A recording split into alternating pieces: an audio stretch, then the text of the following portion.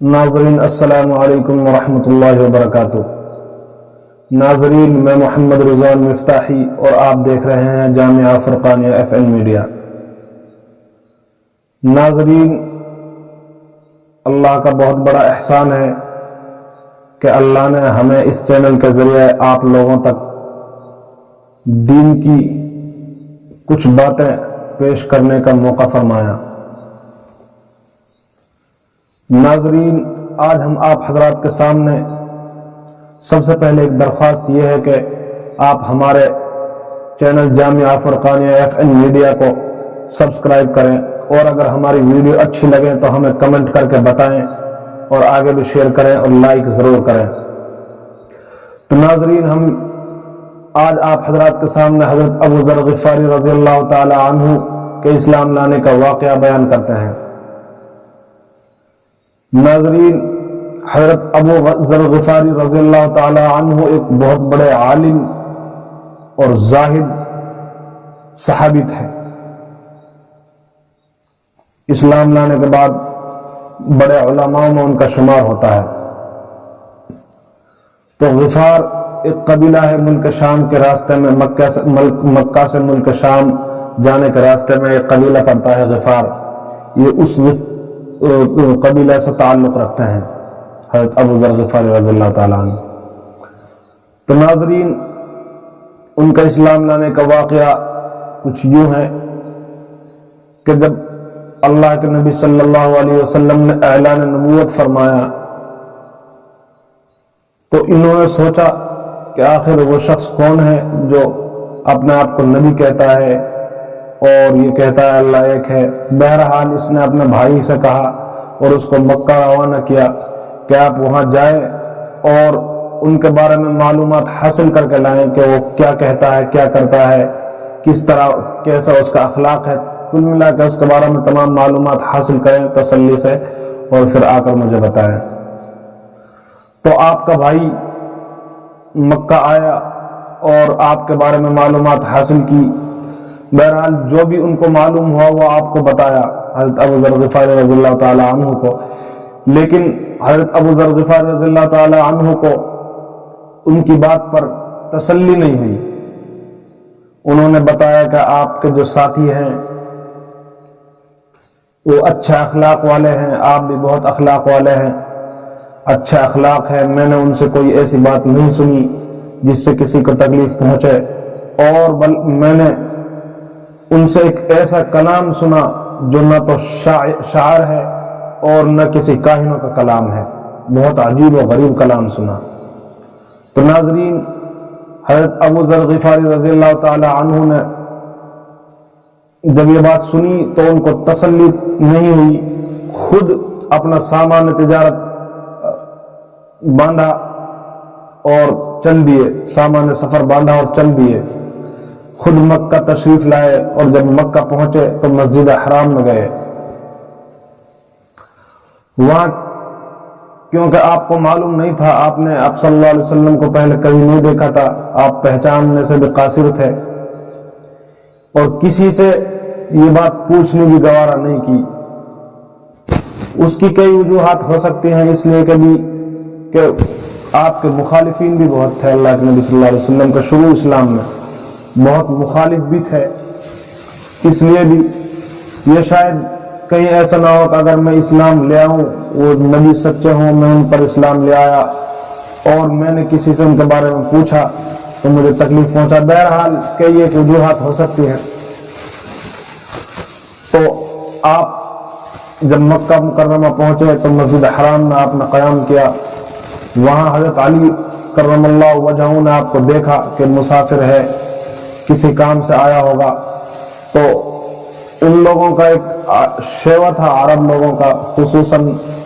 جب اسلام میں داخل ہو گئے تب تو ان میں چار چاند لگ گئے، وہ مہمان نواز تھے،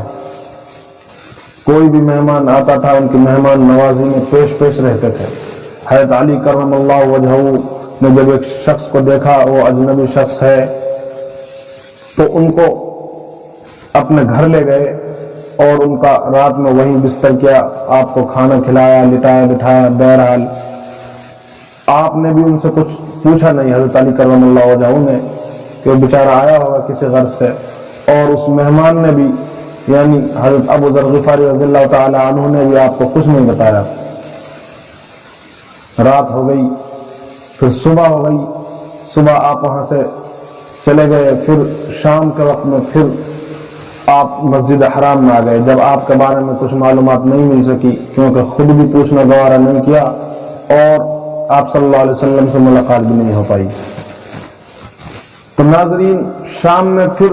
حضرت علی کرم اللہ وجہہ نے جب دیکھا کہ وہ اجنبی شخص ابھی یہی ہے، شاید ان کی وہ مراد پوری نہیں ہوئی جس مراد کے لیے یہاں آئے ہیں، جس کام کے لیے آئے ہیں، تو پھر اپنے ساتھ حضرت علی کرم اللہ وجہہ ابو ذر غفاری رضی اللہ تعالیٰ عنہ کو لے گئے اور کھانا کھلایا، لٹایا بٹھایا، بستر وغیرہ کیا۔ پھر صبح ہوئی تو بھی آپ نے شام میں جب رات میں لٹایا تو کوئی بات ان سے دریافت نہیں کی، نہ ہی اس مہمان نے کچھ بتایا۔ الغرض تیسرے دن بھی ایسا ہی ہوا، لیکن تیسرے دن حضرت علی کرم اللہ وجہہ نے معلوم کر ہی لیا کہ آپ کسی کام سے آئے ہیں، شاید آپ کا کام نہیں ہوا، تو حضرت ابو ذر غفاری رضی اللہ تعالی عنہ نے سب سے پہلے آپ کو بتانے سے پہلے آپ کو قسم دی، بہت عہد و پیمان کرائے کہ میں اسی شرط پر بتا سکتا ہوں جب تم کسی کو میرا راز نہ بتاؤ میں کیوں آیا ہوں، کس لیے آیا ہوں۔ انہیں بھی ڈرتا کہیں ایسا نہ ہو میرا راز فاش ہو جائے، مکہ والوں کے مجھے الجھن میں ڈال دیں۔ تو ناظرین آپ نے جب بتایا تو حضرت علی کرم اللہ وجہہ نے کہا کہ میں اس شخص تک تمہیں لے جا سکتا ہوں، یعنی محمد صلی اللہ علیہ وسلم کے پاس تمہیں لے کے جا سکتا ہوں، لیکن اس کے لیے ایک شرط ہے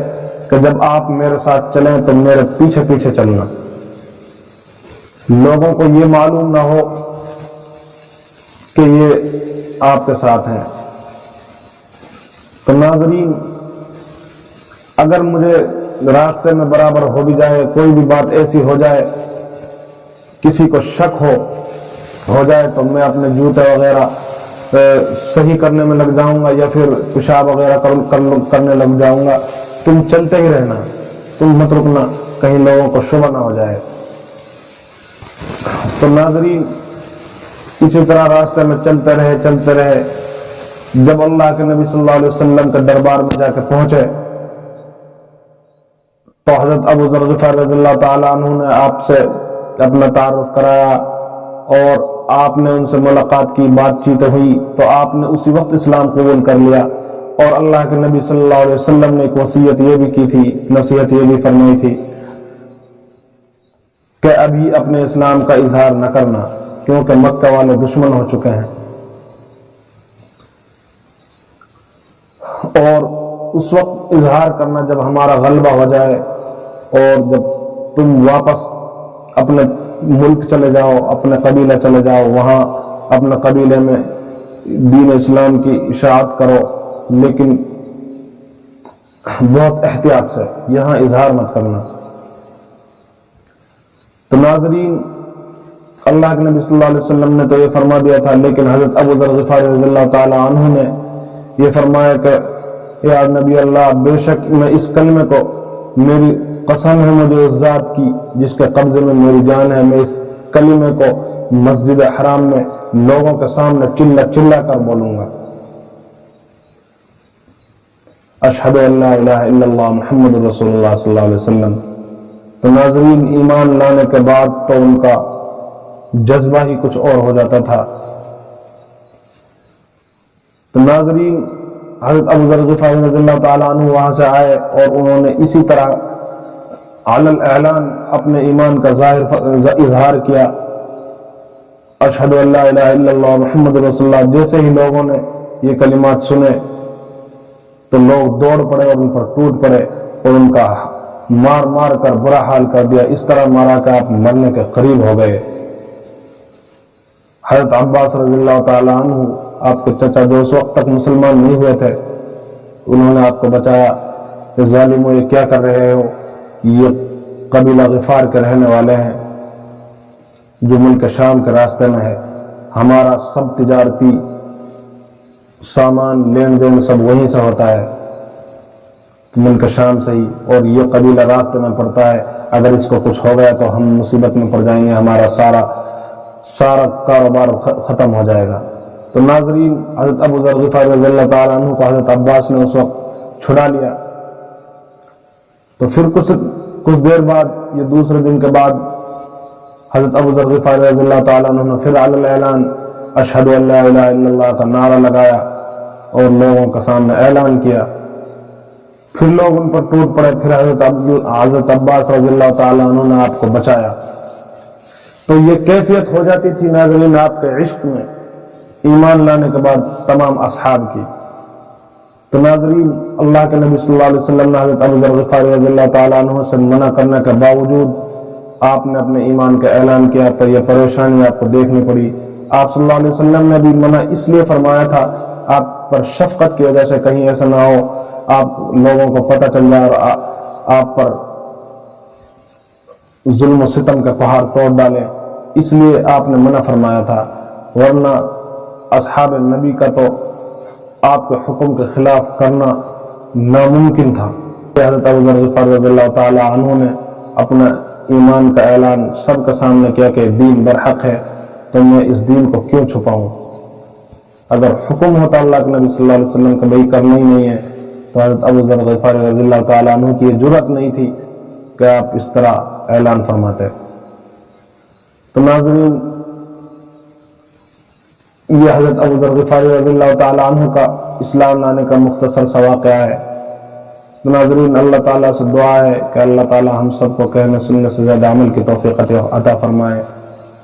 وآخر دعوانا ان الحمد للہ رب العالمین۔ السلام علیکم۔